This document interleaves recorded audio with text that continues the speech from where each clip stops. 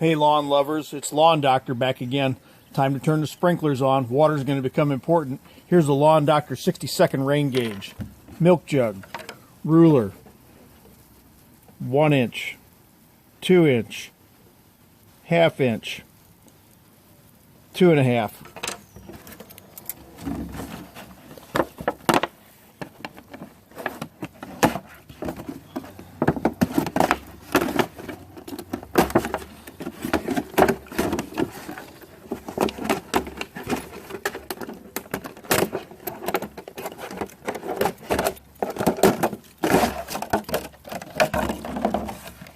Set it in the yard.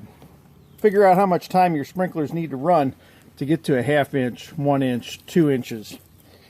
Then just need to know how long to let your sprinklers run. An inch a week, inch and a half in the middle of summertime, that's all you need, but you need that much.